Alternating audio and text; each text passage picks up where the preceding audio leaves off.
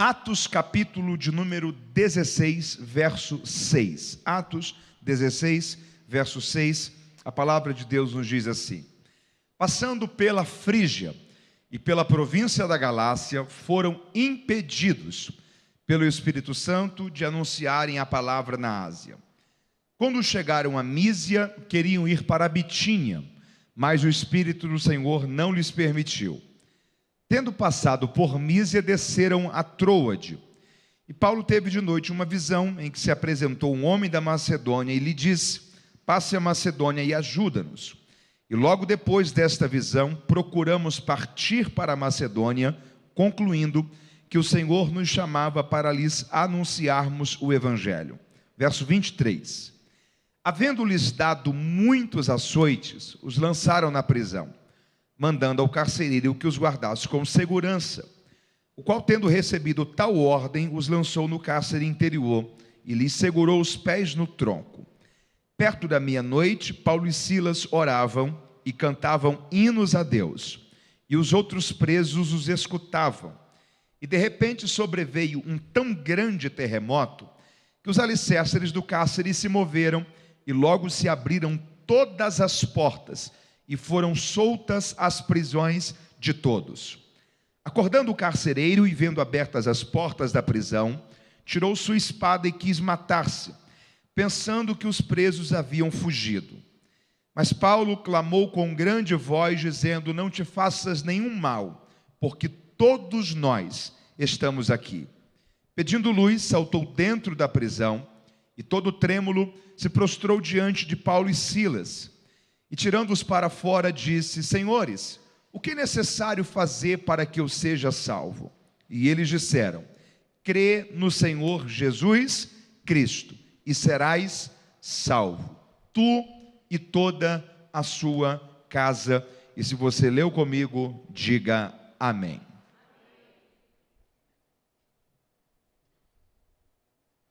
Atos capítulo 16 é um capítulo muito importante para a construção e o entendimento de todo o livro dos Atos dos Apóstolos. Nesse capítulo se inicia aquilo que dentro da organização do livro dos Atos nós chamamos de a segunda viagem missionária. O livro dos Atos pode ser entendido pela seguinte forma: capítulos 1 e 2 falam sobre o início da igreja em Jerusalém, a ascensão de Cristo, a descida do Espírito Santo e como que a igreja começa a expandir-se por todo o território de Israel. De fato, aquela sequência que Jesus havia dito: vocês serão minhas testemunhas tanto em Jerusalém como na Judéia, Samaria e chegarão aos confins da terra, é a sequência que o livro dos Atos vai nos apresentar. Só que até Atos capítulo 12, a igreja havia estabelecido o seu alcance, a sua atuação apenas nos limites geográficos de Israel. Em Atos 13, Deus separa dois homens, Barnabé e Paulo, ou Barnabé e Saulo, para uma tarefa que, a partir de Atos 13, ficou conhecida como a primeira viagem missionária, que era praticamente um trabalho de plantação de igrejas. O trabalho da primeira viagem missionária praticamente foi o seguinte: Paulo e Barnabé chegavam em um lugar que o evangelho nunca antes havia sido pregado, e pregavam ali.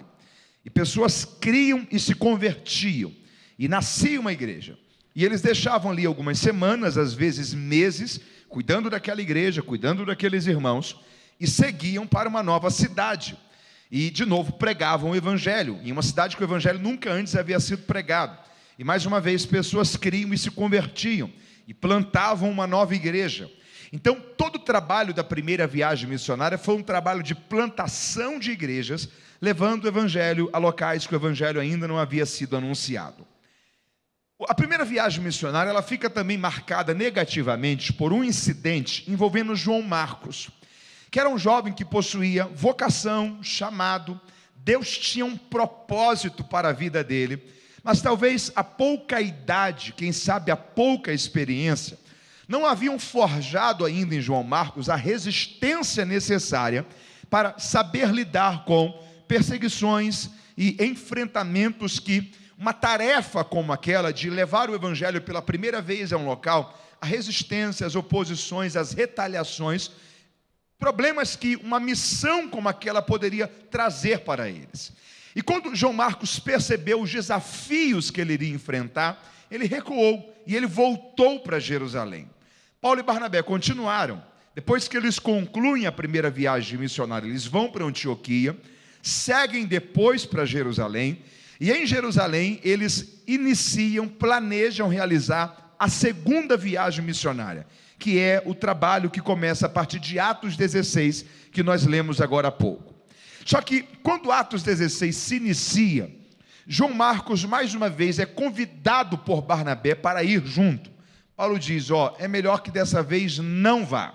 Barnabé diz, não, tem que ir. Paulo fala, não tem como ir, não há possibilidade. E há uma divergência entre eles. E eles se separam. A Bíblia diz que Barnabé leva João Marcos para pregar na região de Chipre, e Paulo agora leva Silas com ele para a segunda viagem missionária. Então, todo o cenário da segunda viagem missionária para frente, dentro da sequência da expansão do evangelho no mundo antigo, se inicia a partir de Atos capítulo 16. Se você perceber, já nos versículos iniciais desse capítulo, duas novas pessoas chegaram para estar juntos com Paulo e Silas. A primeira pessoa foi Timóteo. Quem era Timóteo? Timóteo era um jovem que muito provavelmente havia se convertido quando Paulo e Barnabé haviam passado pela região das cidades de Derbe e Listra. E Paulo e Barnabé, pregando ali na primeira viagem missionária, Timóteo se converte.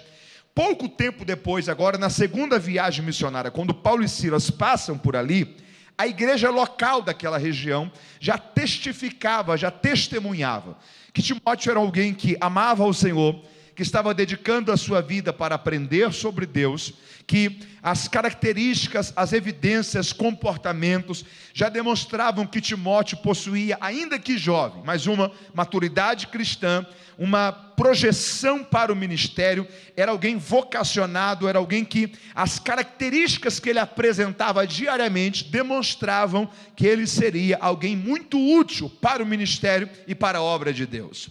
E Paulo decide adotar Timóteo, levar Timóteo junto com ele. Então, o que eram duas pessoas, agora já são três pessoas: Paulo, Silas e Timóteo. Quem é que escreve Atos? Lucas. Se você perceber, até Atos 16, 9, Lucas escreve o livro de Atos na terceira pessoa do plural, dizendo assim, e eles foram, e eles chegaram, e eles estavam. A partir de Atos 16, 10, Lucas passa a escrever esse livro na primeira pessoa do plural. E nós estávamos, e nós chegamos, e nós realizamos. Ou seja, em algum momento entre Atos 16, 9 e Atos 16, 10, Lucas passa a estar junto com Paulo, Silas e Timóteo. Quem era Lucas? Lucas não era cristão, não era judeu, ele era gentio, recém-formado em medicina, e ele começa a viajar com Paulo não como um companheiro missionário, mas como assistente médico, por causa das fragilidades da saúde de Paulo. É muito curioso que você não vai ver em momento algum Paulo pregando para Lucas, porque Paulo não ganhou Lucas para Cristo com as suas pregações ou as suas palavras, mas Paulo ganhou Lucas para Cristo com a sua vida. Porque há pessoas que você pode pregar para elas 1 ano, 10 anos, e talvez elas não vão se converter, mas um comportamento seu que manifeste o amor de Deus em você, o poder transformador do Evangelho de Cristo em você, será o suficiente para levar esta vida a Cristo Jesus. Há uma frase antiga que dizia o seguinte, pregue, pregue, pregue, e se for preciso, use palavras, porque a nossa maior pregação nunca será nossas palavras, a maior pregação será sempre a nossa vida. Eu estou crendo essa palavra de Deus sobre a sua vida esta noite, em nome de Jesus. O lugar onde Deus plantou você, onde você mora, onde você trabalha, onde você estuda, é um local que Deus te plantou ali, para que através do seu sorriso, da sua alegria, do seu bom trato, através da convivência sua com as pessoas percebam que há algo diferente em você. Elas já estão observando você, elas já estão percebendo que onde você chega traz alegria, onde você chega traz pacificação. Sua reação é diferente da reação das pessoas que não conhecem a Jesus. Seu palavreado é diferente, seu comportamento é diferente. Você vai ganhar muito mais pessoas com o seu testemunho pessoal do que com a sua pregação. Deus fará da sua vida um instrumento para levar este ano ainda muitas pessoas ao evangelho transformador de Cristo Jesus. Você pode dizer glórias a Deus por isso? Paulo ganhou Lucas para Cristo. Pode celebrar o Senhor com as suas palmas. Paulo ganhou Lucas para Cristo com a sua vida. Com a sua vida. Levante sua mão e diga assim: Senhor, ajuda-me a ganhar com a convivência muitas pessoas para o teu reino. Então, o que até então eram 2 pessoas, de repente se transformaram em 3, e agora já são quantas pessoas? 4. Vamos lá, diga comigo: Paulo, Silas, Timóteo e Lucas. Tem pelo menos 2 lições que Deus está ensinando aqui para Paulo. Quantas lições? Primeira, leve isso para a sua vida essa noite. Quem é que estava na primeira viagem missionária? Paulo, Barnabé e João Marcos. Quem é que está na segunda viagem missionária? Paulo, Silas, Lucas e Timóteo. As pessoas eram diferentes, a configuração era diferente, só que o propósito permanecia sendo o mesmo. Primeira coisa, guarde isso: pessoas passam, propósitos não. Pessoas passam, propósitos permanecem. Pessoas vão entrar e vão sair da sua vida. Tem gente que vai andar com você 1 ano, tem gente que vai andar com você 1 década, tem gente que vai andar com você por quase toda a sua vida. Só que pessoas sempre irão passar. Você não pode deixar que o fato de pessoas terem saído da sua vida faça você abandonar propósitos, faça você abandonar missões, faça você deixar de buscar alvos. Deixa eu dizer uma coisa para você: pessoas sempre irão entrar e sair da nossa vida, mas eu estou crendo em nome de Jesus sobre a sua vida esta noite, que não é porque pessoas saíram da sua vida que você vai abandonar o propósito e o desígnio de Deus para você. Deus vai te ajudar a viver o plano de Deus para a história da sua vida. O propósito irá permanecer. Segunda coisa que para nós entendermos aqui: quando Deus traz essas 2 pessoas para Paulo, Lucas e Timóteo, Deus está construindo um equilíbrio. Deus está construindo um equilíbrio. Guarde isso. O equilíbrio da vida está em você ter um Lucas e ter um Timóteo. O equilíbrio da vida está em você ter um Lucas e ter um Timóteo. Timóteo é alguém que Deus coloca no seu caminho para você cuidar dessa pessoa. Lucas é alguém que Deus coloca no seu caminho para cuidar de você. Ok? Cuidado para você não viver uma vida que você cuida de muita gente, mas que nas horas mais vulneráveis da sua trajetória, você não tem a quem abrir o seu coração, pedir ajuda, buscar socorro. Ok?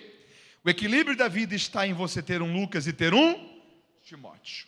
O equilíbrio da vida está em você viver uma trajetória que você cuida de pessoas, mas que nas horas vulneráveis da vida, você também tem a quem abrir o seu coração. Cuidado com a solidão. Lembra do diálogo de Jesus com o paralítico do tanque de Betesda? Jesus chegou para ele e fez uma pergunta: você quer ser curado? Você quer ser? Você olha para você e fala assim: ó, você quer essa caneta aqui? Você tem 2 respostas para me dar. Primeira, sim. Segunda, não. Você quer ser curado? Qual seria a primeira resposta? Sim. Segunda, não. Ele respondeu alguma dessas 2 respostas? Não. Você lembra o que ele disse? Ele falou assim: Senhor, eu não tenho ninguém. Eu não tenho... que quando essas águas são agitadas, me lançam dentro desse tanque. Me responda uma coisa: ele estava sozinho naquele tanque, sim ou não? Tinha muita gente junto com ele. Só que ele está enfrentando o pior nível de solidão que existe, que é o nível de solidão que você está perto de muita gente, mas se sente só. Porque solidão não é ausência de pessoas, solidão é ausência de intimidade. É possível sentir sozinho, estando rodeado de muita gente. Porque solidão tem a ver com indiferença. Solidão tem a ver com estar em um cenário que às vezes você está cuidando de muitas pessoas, mas nas horas difíceis da vida você se sente só. A grande pergunta é: quem é que cuida de quem cuida? Deus vai ajudar você a viver uma trajetória que Deus vai colocar no seu caminho pessoas que você irá cuidar delas. Deus vai trazer Timóteos para perto de você. Deus vai trazer gente para o seu lado que não vai desistir porque você vai ajudar. Gente que não vai parar porque você vai encorajar. Gente que vai muito longe porque você será fonte de ânimo, encorajamento e esperança para essa pessoa. Mas Deus vai trazer para o seu lado gente também como Lucas, gente que você vai ter na sua vida como pessoas que Deus vai colocar no seu caminho para encorajar você, para ajudar você, que serão amizades leais, companhias verdadeiras. Deus vai trazer um equilíbrio para a sua trajetória. Você pode dizer glórias a Deus por isso essa noite? O equilíbrio da vida está em você ter um Lucas e ter um Timóteo. Você precisa ter alguém que cuida de você, e você também precisa cuidar de alguém. Deus está montando na vida de Paulo aqui um cenário para ele não se sentir só, para ele se sentir confiante dentro do entendimento de que pessoas passam, propósitos permanecem. Dentro do cenário de que as realidades da vida, as crises da vida, as circunstâncias da vida, elas são passageiras. Nenhum problema é para sempre. Deixa eu repetir isso aqui para você: nenhum problema é para sempre. Os problemas são passageiros. O que você não pode fazer é parar por causa de problemas. O que você não pode fazer é deixar que aquilo que está sendo passageiro faça você tomar uma decisão de algo que será continuamente permanente. Você precisa entender que os problemas passam, que as lutas passam. As grandes maiorias das situações que nos trazem hoje medo, problemas, crises, ansiedades, não vão fazer diferença alguma no futuro, se nós conseguimos fazer ou resolver ou não. Eu estou crendo em nome de Jesus sobre a sua vida. Deus vai te dar clareza e direção para você entender que as circunstâncias são passageiras, mas que o propósito dele para a sua vida é permanente, e Deus será glorificado através disso. A ideia de Paulo era pregar numa região da Ásia, só que a Bíblia diz que ele foi impedido. Ele foi o quê? Você consegue ter noção do que é isso? Um homem está querendo ir pregar o evangelho no lugar, o Espírito de Deus está impedindo dele de ir para lá. Ele diz, ok. Aí ele quer ir pregar numa outra região, na Bitínia, uma outra província. Mais uma vez Deus lhe disse, não. À noite ele tem uma visão, ele vê um homem dizendo assim, passe a Macedônia e ajuda-nos. E eles concluíram que aquela era a direção de Deus acerca do lugar que eles deveriam pregar naquele momento. Há um detalhe muito curioso aqui, historicamente. Essa vez que Paulo está indo pregar na Macedônia, mais precisamente na cidade de Filipos, será a primeira vez que o evangelho será pregado no continente europeu em toda a história. Ok? Sabe o que é curioso aqui? Quais eram os territórios protagonistas da história mundial até esse período? Grande parte da história do mundo havia se dado na Ásia. Ok? Por exemplo, quais haviam sido as grandes forças e impérios mundiais? Egito, norte da África. Babilônia, Ásia, aquela região da Ásia, Oriente Médio. Síria, Assíria, os persas, medo-persas, toda aquela construção de cenários havia se dado ou no norte da África ou na Ásia. A história do mundo ainda estava começando a caminhar para aquilo que nós chamamos hoje do continente europeu. Porque você já havia tido o Império Grego e nessa época que era o Império Romano. Só que não havia o continente europeu, assim como também não havia o continente asiático. Havia o que era chamado da Ásia Menor, que em grande parte era o atual território da Turquia. Só que não era a dimensão do continente asiático que nós temos hoje. Só que a grande parte da história do mundo havia se dado naquela região do Oriente Médio e na região do que hoje nós chamamos da Ásia. Se você pega toda a construção da história do mundo após o período de Paulo, a história do mundo não se dará mais como território protagonista na Ásia, mas será na Europa, ok? Depois queda do Império Ocidental, queda do Império Oriental, Idade Média, depois você tem as grandes navegações, movimento de burguesia, renascença, toda a história do mundo se dá a partir da Europa. São 2000 anos de história do cristianismo que é construída a partir da Europa após Paulo. Mas o cenário de geopolítica do mundo, até a época de Paulo, era na Ásia. Paulo está querendo levar o evangelho para ser pregado naquela região, que era o território da história do mundo até aquele momento. Deus está dizendo em outras palavras: não, Paulo, a história do mundo daqui para frente segue nessa direção. Então leve o evangelho já para esta direção. Eu quero que você vá pregar a partir da região da Macedônia. Deixa eu aplicar isso aqui sobre a sua vida esta noite. Existem talvez decisões e direções que Deus está te dando neste momento da sua vida, que você não consegue dimensionar ou explicar o porquê disso. Deixa eu dizer uma coisa para você: siga a direção de Deus, porque Ele já conhece o teu amanhã. Ele já conhece as próximas estações. Ele já sabe qual é o futuro que Ele tem preparado para a história da sua vida. Há uma frase que eu gosto muito dela, que é a seguinte: você não precisa conhecer tudo sobre o seu amanhã, você só precisa confiar em quem está conduzindo você até lá, porque Deus vai cuidar de você, Deus vai guiar toda a sua trajetória, e todo o propósito dele para a sua vida irá se cumprir para a glória de Deus. Paulo está sendo guiado, Paulo está sendo direcionado por Deus para essa região, e ele vai. Só que aqui há um problema. Quem está comigo aí, diga amém. A primeira cidade da Macedônia que ele chegou foi uma cidade chamada Filipos. Você pode repetir comigo? Diga Filipos. E em Filipos havia uma mulher que ela era dominada, possessa por espíritos malignos da área da adivinhação. Todas as vezes que Paulo e Silas passavam por ela, essa mulher dizia: vocês estão vendo esses homens aí? Esses daí são homens de Deus. Deem crédito ao que eles estão pregando. Eles são portadores de uma mensagem de salvação. Se fosse outra pessoa, sabe o que Paulo ia dizer? Ele ia se sentir envaidecido. Ia dizer: vocês estão vendo? Até os ímpios sabem quem eu sou. Até os demônios reconhecem a minha autoridade. Só que Paulo tinha um dom espiritual, que é um dos dons mais necessários para a sua vida e para o nosso tempo, para a nossa trajetória, que é o dom de discernimento de espíritos. Porque tem coisas que parecem ser de Deus, mas não são de Deus, são apenas emoções humanas. Tem coisas que parecem ser de Deus, mas possuem até origens malignas. Somente se nós tivermos discernimento espiritual, a gente vai conseguir entender o que vem de Deus, o que tenta se passar a ser por Deus e o que não tem nada a ver com Deus. Paulo sabia que ali não era a mulher falando, mas eram os demônios que estavam nela tentando distraí-lo acerca do verdadeiro alvo que ele tinha que enfrentar. A Bíblia diz que Paulo chegou até ela num daqueles dias, repreendeu os demônios que estavam na vida daquela mulher, expulsou os demônios que estavam na vida daquela mulher, e para a glória de Deus, aquela mulher ficou completamente liberta. O problema é só um: as adivinhações dela não eram de graça, eram pagas.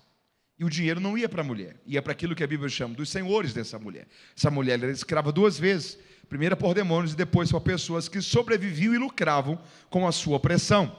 Sem os espíritos malignos, ela não conseguia adivinhar mais. O texto nos diz: vendo os senhores desta mulher que a esperança do lucro deles havia se perdido, pegaram Paulo e Silas e primeiro levaram para a praça pública e bateram neles, açoitaram eles, e depois prenderam Paulo e Silas no cárcere interior da prisão de Filipos. Deixa eu fazer uma pergunta para você aqui: Paulo e Silas foram presos, sim ou não? Sim. Cometeram algum crime para isso?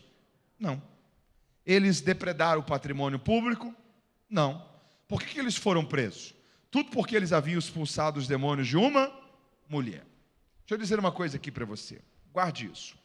O mundo espiritual, ele é invisível, mas é real. Você pode repetir isso comigo? Diga: o mundo espiritual é invisível, mas é real. Os nossos olhos não conseguem vê-lo, mas a todo tempo ele está trabalhando. Deixa eu te dar um exemplo disso por uma história para você contextualizar isso. Eu cresci em uma região do estado do Rio de Janeiro, no interior do estado, chamada região dos Lagos. Mais precisamente na cidade de Cabo Frio. Cabo Frio faz parte de um bloco de cidades que são cidades turísticas: Búzios, Cabo Frio e Arraial do Cabo. Arraial é conhecido como a capital nacional de mergulho no Brasil, capital marítima de mergulho do país. Quando você mergulha no Mar de Arraial, literalmente é o Oceano Atlântico. Você tem uma fauna marítima ali fantástica. Dependendo da época do ano, você tem ali tubarões, golfinhos, baleias, pinguins, uma quantidade riquíssima de tartarugas, espécies múltiplas de peixes. Quando você mergulha no Mar de Arraial, você descobre uma coisa muito curiosa. Os peixes possuem casas. Os peixes possuem?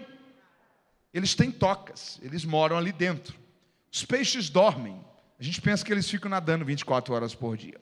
Eles têm uma rotina marítima que eles vivenciam ali. Me responda uma coisa. Quando você está aqui na praia, olhando para o mar, você consegue discernir que lá dentro o mundo marítimo possui essa organização? Não. Você só consegue perceber isso se você acessa esse mundo. Ok? Do mesmo modo que do mundo físico, terrestre, a gente só consegue perceber como funciona o mundo marítimo quando a gente acessa esse mundo. Do mundo natural, a gente não consegue perceber como o mundo espiritual funciona, até que nós acessemos esse mundo. O mundo espiritual, ele é invisível, mas é real.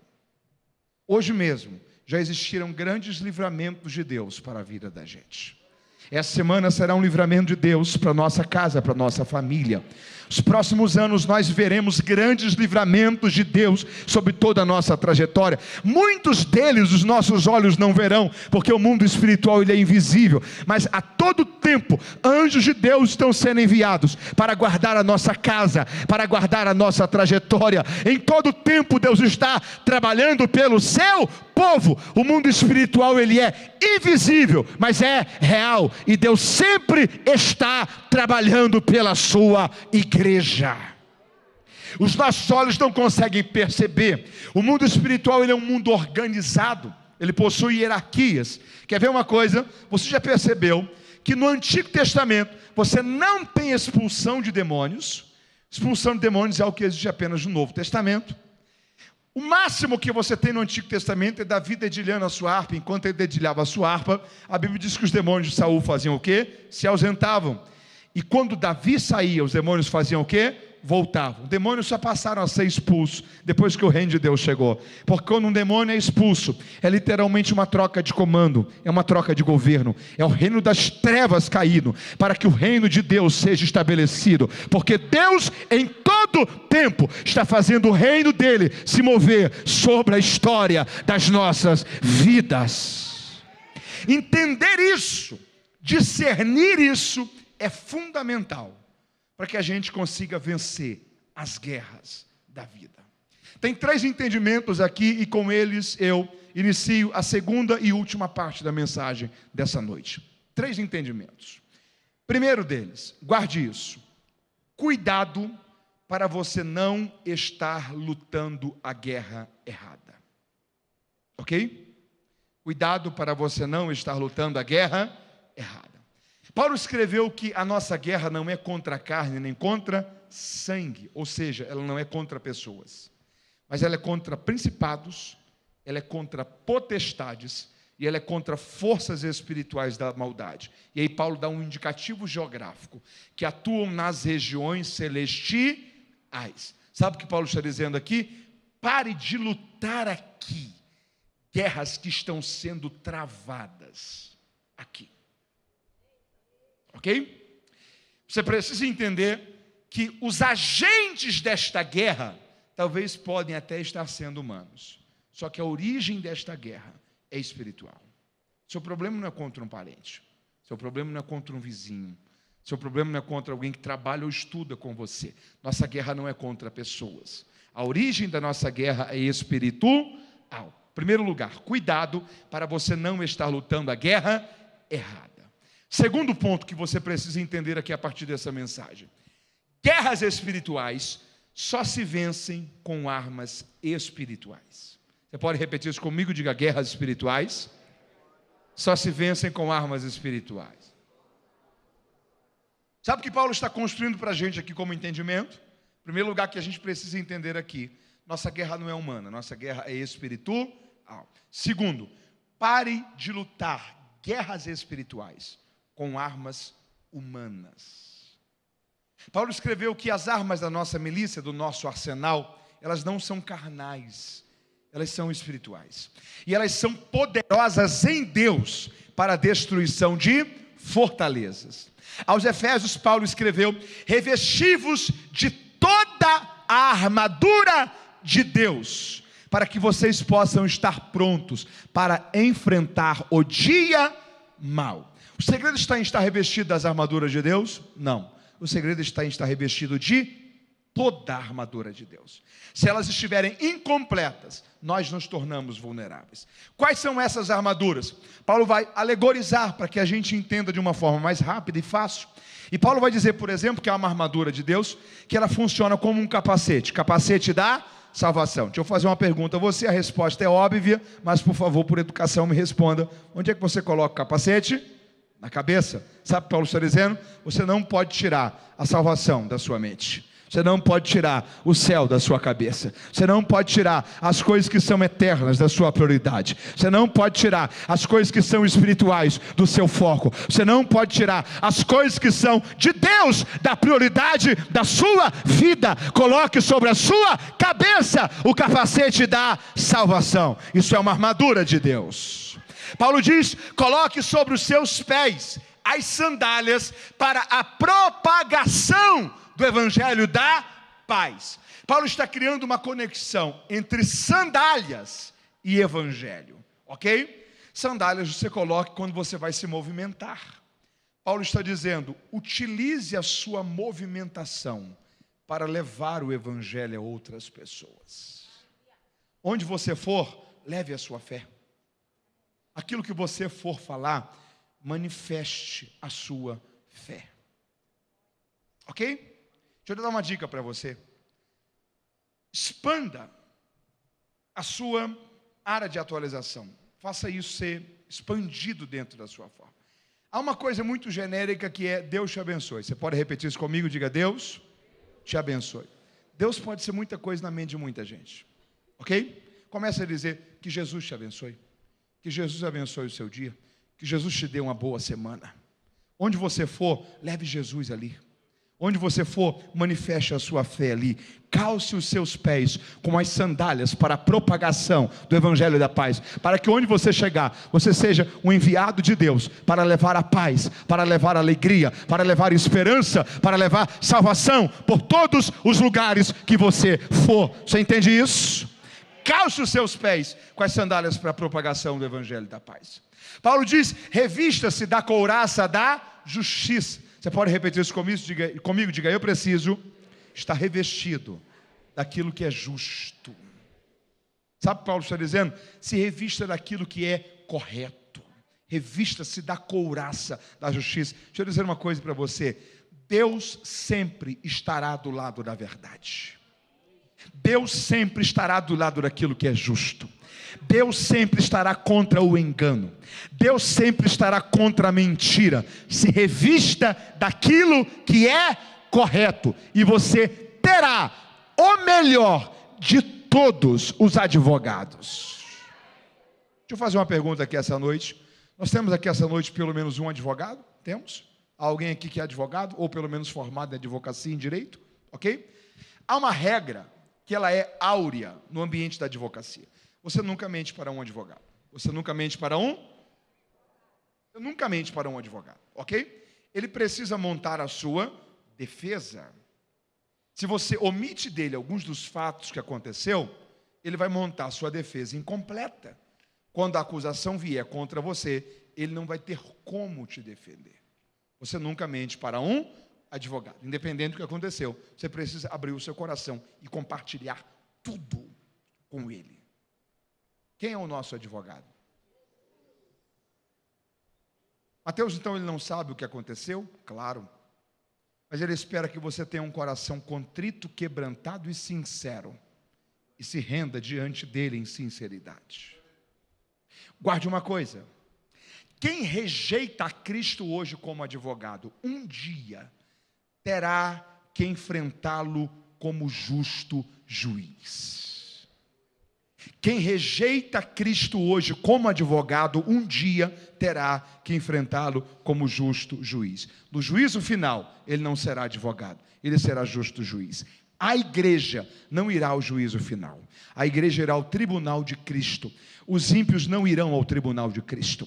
No tribunal de Cristo ninguém será absolvido, será apenas para galardoar.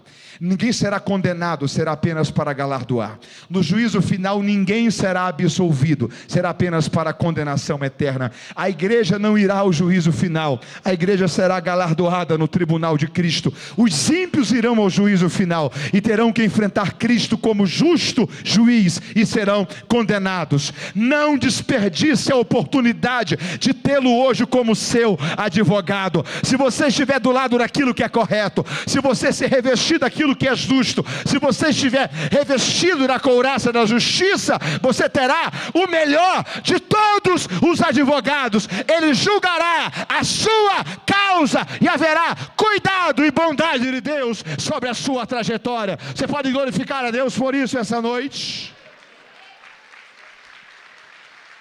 Viver de modo justo, viver de modo correto, é estar revestido com as armaduras de Deus, é estar revestido da couraça da justiça. Paulo disse que além disso, há uma armadura que ela funciona como uma espada, e é a espada do Espírito, que é a palavra de Deus. Você está com sua Bíblia aí? Deixa eu dizer uma coisa para você, essa palavra é a espada do Espírito na sua vida. Ela é poderosa para dividir juntas e medulas, discernir a divisão de alma e de espírito. Deixa eu dizer uma coisa para você, a ciência já evoluiu muito e ela vai evoluir mais. A tecnologia já evoluiu muito e ela vai continuar a evoluir mais. Só que nunca ninguém conseguirá descobrir onde se divide alma de espírito, onde se divide juntas de medulas, porque aquilo que a sabedoria humana não resolve, a palavra de Deus resolve. Aquilo que os recursos humanos não solucionam, uma palavra de Deus só tem o poder de solucionar sobre a sua vida.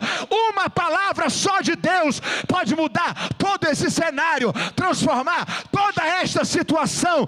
Você está revestido pela espada do Espírito, que é a palavra de Deus. Você pode louvar a Ele por isso essa noite.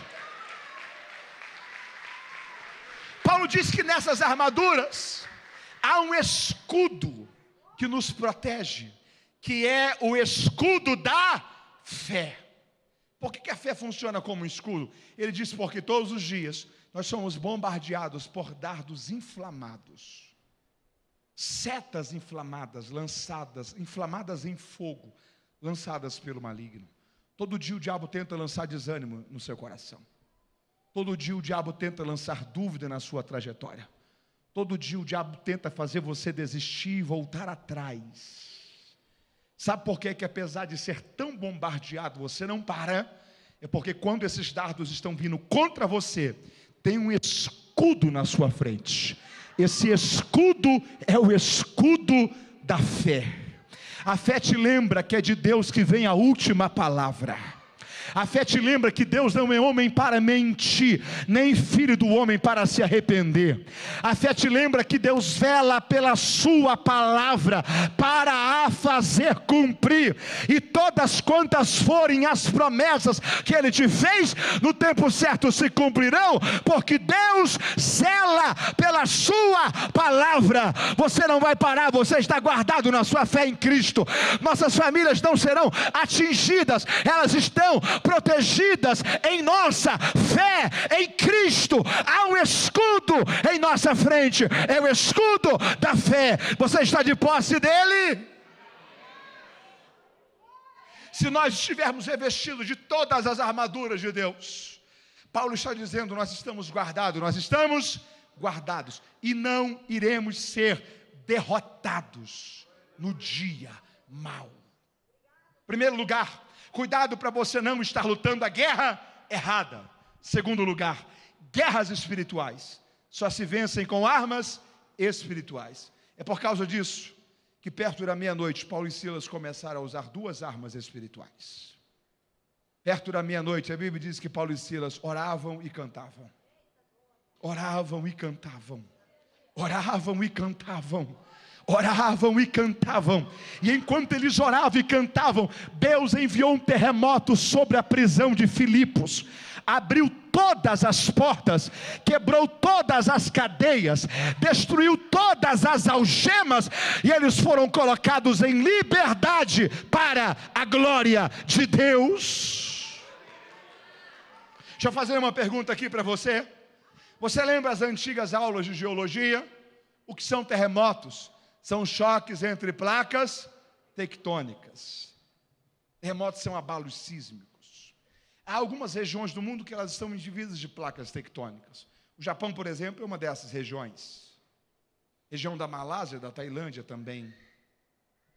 Lisboa está em uma divisa de uma placa tectônica.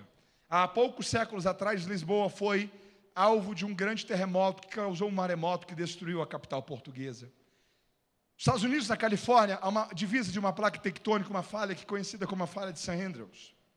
Há algumas partes do mundo que estão em divisas de placas tectônicas. A Macedônia não está em uma divisa de uma placa tectônica. Você não tem o texto dizendo que é um terremoto sobre a cidade.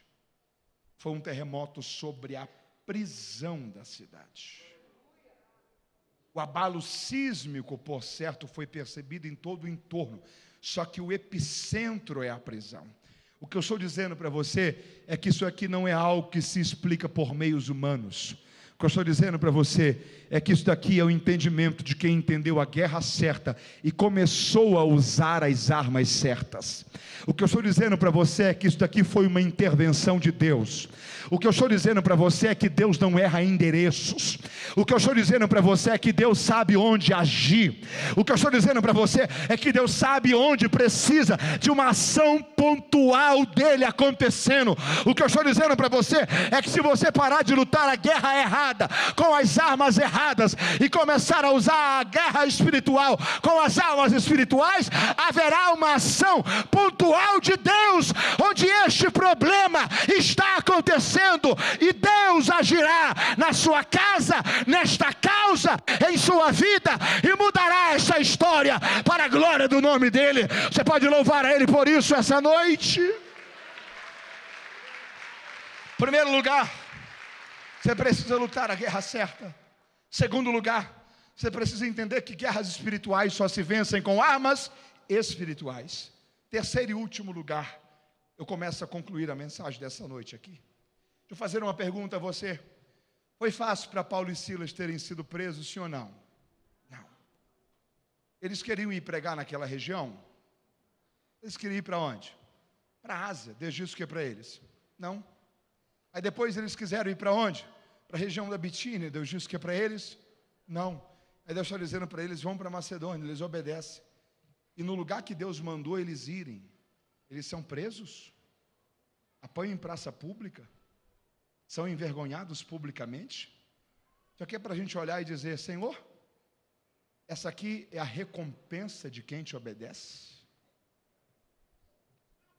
Porque a mente da gente está pronta para entender coisas ruins acontecendo como consequência da desobediência.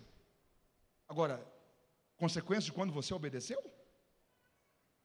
A mente da gente está pronta para entender a tempestade de Jonas, que é a tempestade da desobediência. Agora, a tempestade dos discípulos, sendo que foi Jesus que mandou eles atravessarem o mar.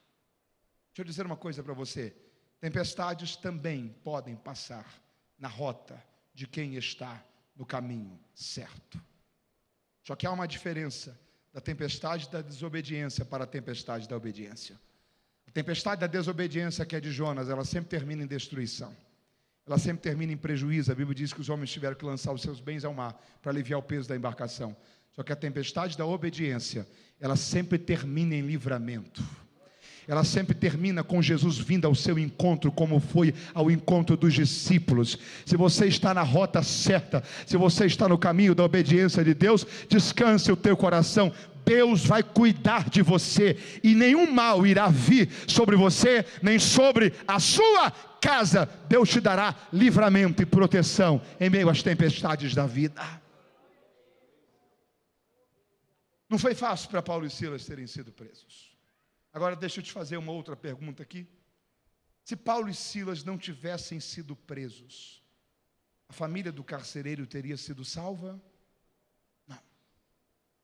Terceiro lugar, guarde isso.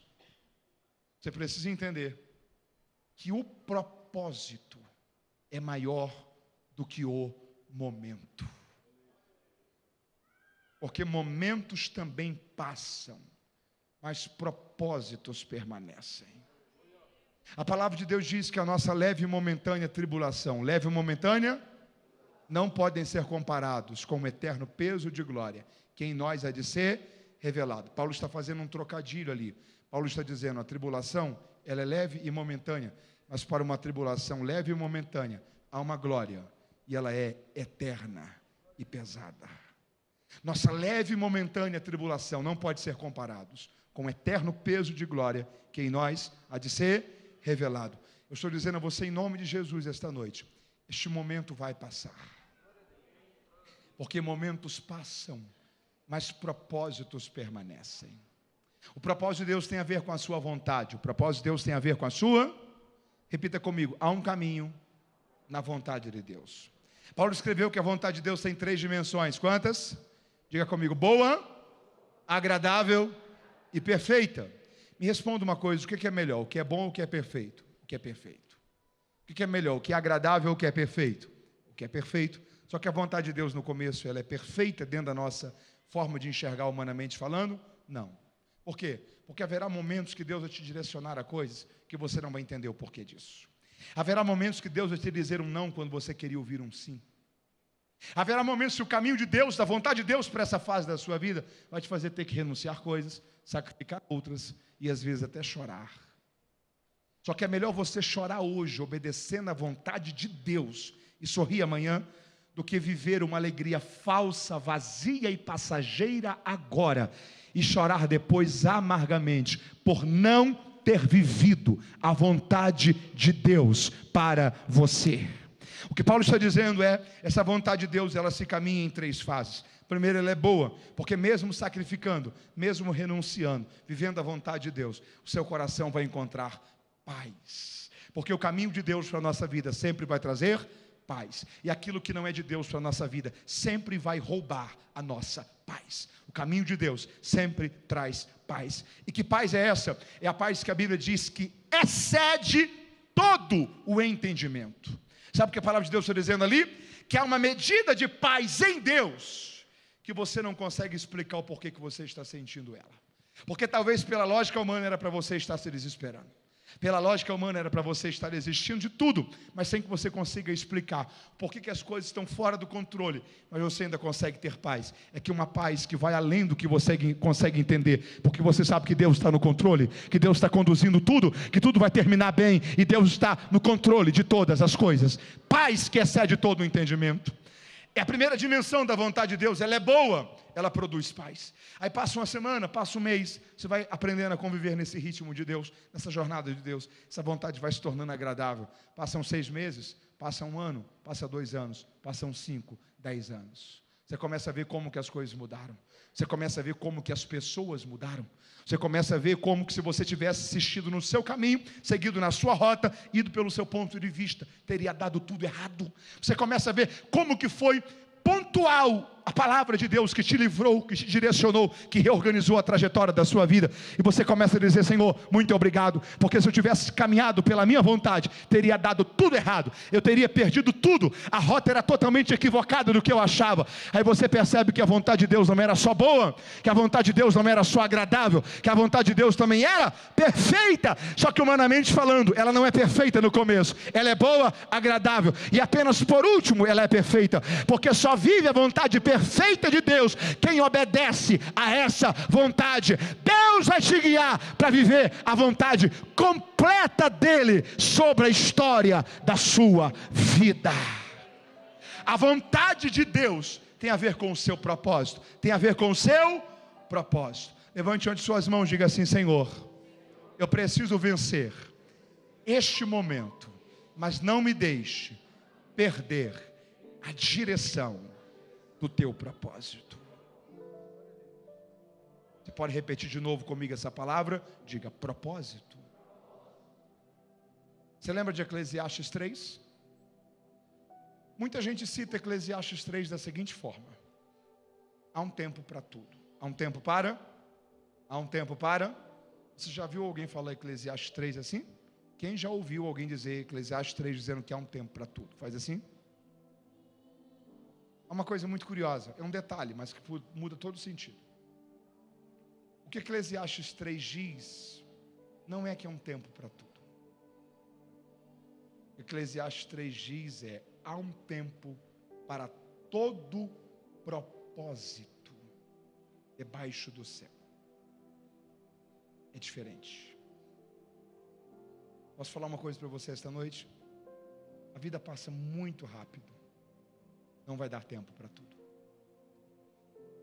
Você vai precisar renunciar a algumas coisas, sacrificar outras, para priorizar o que é mais importante. A loucura da vida começa quando, tentando fazer tudo, você começa a negligenciar aquilo que de fato era propósito. Não vai dar tempo para tudo. Não vai dar tempo para... A vida começa, na verdade, aos 20. A vida começa aos... Quem aqui tem mais de 20 faz assim? A vida já começou. Você menos percebeu, você estava se casando. Um dia você acordou, parecia ser um dia comum. Naquele dia você recebeu a notícia, você vai ser pai.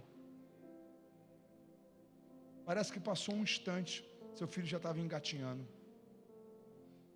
Um dia você tomou um choque, seu filho mais velho completou 10 anos. Você falou, passou uma década. Outro dia você estava levando ele ao altar para se casar. Quando você menos percebeu, chegou uma mensagem para você, você vai ser vovó. E você, no seu coração, diz, como passou rápido. Como passou? Como passou? E você descobre uma coisa, a vida passa muito rápido e não dá tempo para tudo. Você vai precisar alinhar a sua vida com o que de fato é propósito. Não vai dar para fazer tudo. Na verdade, um dos grandes desafios é a gente não deixar que aquilo que é urgente nos roube daquilo que é importante. Você pode repetir comigo? Diga, aquilo que é urgente não pode me roubar daquilo que é importante. Deixa eu fazer uma pergunta aqui. É uma dinâmica, talvez você já ouviu, se não ouviu, vale a pena ouvir. Se já ouviu, vale a pena ouvir mais uma vez.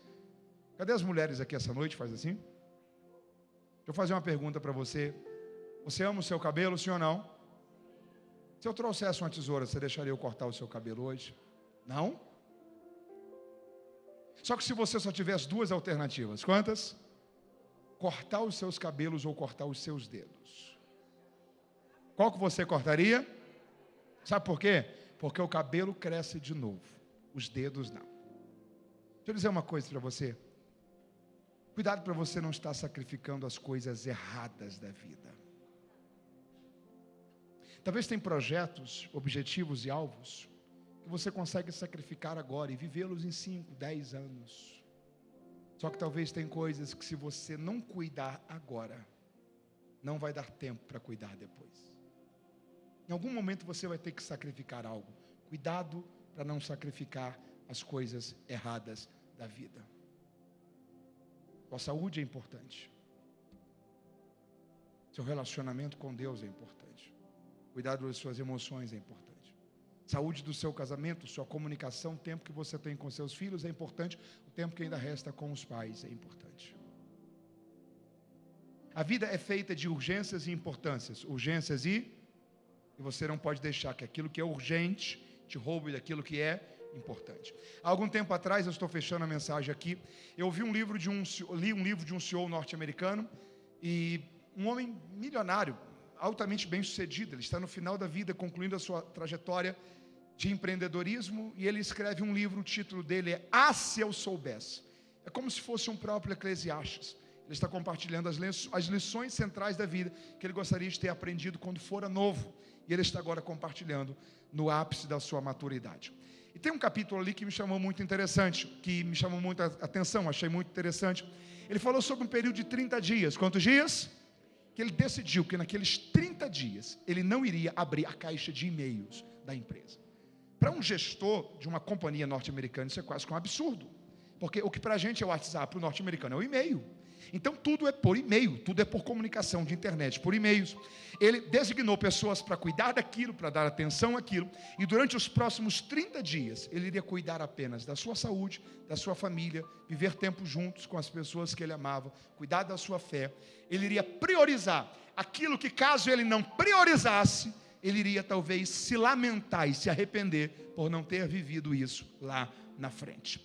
30 dias depois, quando ele concluiu aquele período, e ele, por curiosidade, abriu a caixa de e-mails para ver o que ele havia deixado de acompanhar naquele período, ele descobriu uma coisa muito curiosa: mais de 90% dos problemas que estavam ali eram problemas que ou ele não precisaria resolver, ou problemas que, caso não fossem resolvidos, não faria diferença alguma, ou problemas que por si só se resolveriam. Mas se ele tivesse deixado a sua rotina ali, ele teria deixado de cuidar daquilo que de fato era importante, por causa das urgências da vida. A palavra importante vem de uma linguagem de comércio. Comércio é feito de importação e exportação. Quando você tem um produto do lado de dentro, você precisa mandar para fora, você faz o quê? Você exporta.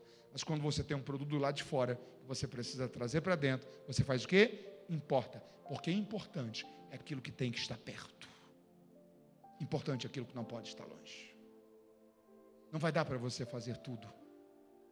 Essa é uma noite para você dizer: Senhor, alinhe o meu foco, porque eu sei que eu não tenho todo o tempo do mundo e não vai dar para fazer tudo.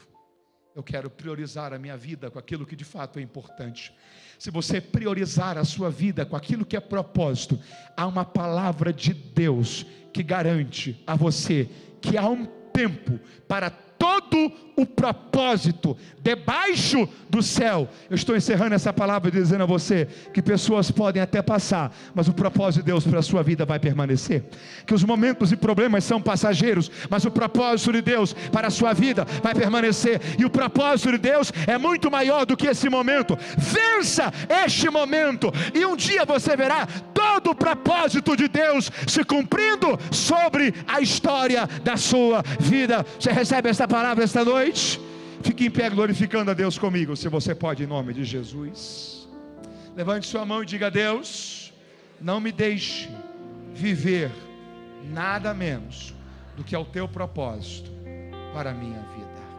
Você pode repetir de novo essa palavra comigo? Diga: propósito. Diga mais uma vez: propósito. Quais são os sinônimos de propósito que a gente menciona na língua portuguesa? A gente diz que propósito é missão, propósito é... A gente diz que propósito é desígnio, propósito é... A gente diz que propósito é destino. Curiosamente, quando o Salomão escreve: há um tempo para todo propósito, no hebraico, sabe qual é a palavra que ele utiliza para o termo propósito ali?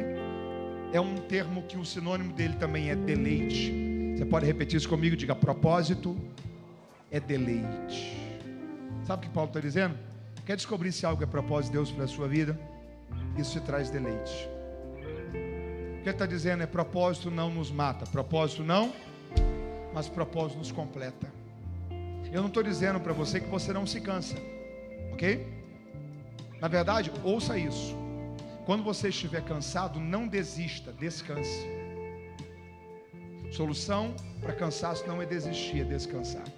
Eu não estou dizendo para você que viver o propósito será fácil. Eu estou dizendo que viver o propósito te trará deleite, te completará, te fará viver o plano de Deus para a história da sua vida. Coloque sua mão no seu coração. Diga: Senhor, nós estamos diante da tua palavra esta noite. Diga: ó Deus, alinha a minha vida, a minha mente, as minhas emoções, a minha visão com aquilo que é o teu propósito para a minha vida, porque eu sei que pessoas irão passar, momentos também, mas não deixe que nada me tire do teu propósito para a minha jornada, em nome de Jesus, amém e amém. Aonde está você que está distante dos caminhos do Senhor? Você que precisa renovar a sua aliança com Deus, entregar sua vida por inteiro a Jesus e recebê-lo como Senhor e Salvador de sua vida. Você que talvez um dia até já fez essa decisão, mas acabou se distanciando, e talvez de lá para cá você nunca mais conseguiu voltar. Há uma oportunidade esta noite para você recomeçar, para você voltar para o lugar do propósito. Eu quero saber esta noite, aonde está a primeira vida para Jesus desse culto. Eu gostaria de orar agora com você. Há uma vida esta noite? Se há, dê um sinal com uma de suas mãos. Eu gostaria de orar nesse momento com você. Não importa quão longe você viveu esses anos, meses e dias, não importa quão longe o seu coração esteve, a graça de Deus te resgata, o amor de Deus te alcança. Quem está me ouvindo, diga amém. Carinhosamente dê um sorriso para essa pessoa bonita do seu lado. Pergunte se ele ou ela já entregou a sua vida a Jesus. Pergunte se ele ou ela precisa fazer uma decisão por Cristo. Faz convite a ele, faz convite a ela. Pergunte se ele ou ela precisa recomeçar. Se há alguém do seu lado que precisa fazer essa decisão, ajude-o a chegar. Ajude-a a chegar. Há uma vida esta noite para Cristo. Há alguém que ouviu esta mensagem e precisa renovar uma aliança com Cristo. Há uma moça aqui, que Deus te abençoe. Que Deus te abençoe. Há mais alguém além dela? Há mais alguém além dela? Há mais duas vidas preciosas ali. Glórias a Deus. Há mais alguém? Mateus, eu ouvi esta palavra e eu preciso renovar minha aliança com Jesus. Eu preciso recomeçar minha caminhada com Deus. Eu não estou dizendo para você que é uma decisão fácil, ok? Só que eu creio que você já viveu demais para entender que a vida não tem a ver com aquilo que é fácil, mas a vida tem a ver com aquilo que é necessário. A grande maioria das coisas da vida não são fáceis, mas se é necessário, deve ser feito.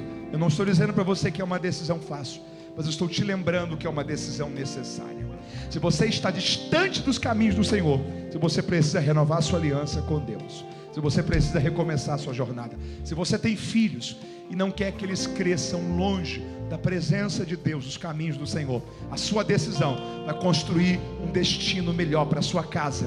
O tempo não vai voltar, a vida não tem replay, nunca mais vai dar para voltar ao ano de 2025, só que você está nele agora, e Deus quer te ajudar a construir uma história melhor daqui para frente. A vida é feita com decisões, e você tem diante de você hoje uma das decisões mais importantes da vida, e Deus marcou essa noite para você dar espaço, para você viver uma nova história, para começar a viver um novo tempo de Deus para a sua vida a partir desta noite. Aonde há mais uma vida para Cristo, eu estou esperando você. Há mais alguém? Nós temos uma quarta vida hoje para Cristo. Se há mais alguém, eu estou esperando você. Há um tempo novo de Deus para a sua história a partir desta noite. Há mais uma vida para Cristo, um homem, uma mulher, um pai. Há mais uma preciosa vida aqui. Que Deus abençoe. Se você puder, nós gostaríamos de orar juntos aqui. Há um lugar para você no altar. Há um lugar para você no altar. Há uma quinta vida para Cristo. Mateus, eu ouvi essa palavra e eu sei que ela é uma palavra séria e é uma palavra de mudança de destino. É uma palavra que Deus me falou e me direcionou essa palavra para viver um novo tempo, para mudar a rota, para viver uma conversão, para um futuro diferente. Eu pergunto mais uma vez, aonde há mais uma vida? Aonde há mais uma vida? Deus abençoe, há uma quinta vida aqui. Glória a Jesus, glória a Jesus. Aonde há uma sexta vida? Há mais alguém? Se ainda há mais alguém, ainda espero você. Ainda há um lugar para você aos pés de Cristo. Se você está me ouvindo pela transmissão, e se você está distante dos caminhos do Senhor, aonde você está agora é o lugar certo para você fazer também uma decisão de recomeçar a sua jornada com Deus. Talvez nós não vamos conseguir contabilizar você aqui, só que o céu contabilizará você aí onde você estiver. E a graça de Deus, o amor de Deus, o perdão do Senhor também irá alcançar você aí agora. Enquanto estivermos orando, ore também, se arrependendo dos seus pecados, renovando sua aliança com Deus e entregando sua vida a Jesus. E o céu te alcançará aí também aonde você está. No auditório presencial, no culto presencial, há uma sexta vida para Cristo. Há mais alguém? Se há, eu ainda pergunto mais uma vez, aonde há mais uma vida para Cristo esta noite? Tem mais alguém? Há mais alguém? Um pai, uma mãe, um jovem, um filho, uma filha. Alguém que encontrou esperança em Cristo. Alguém que descobriu que dá para recomeçar.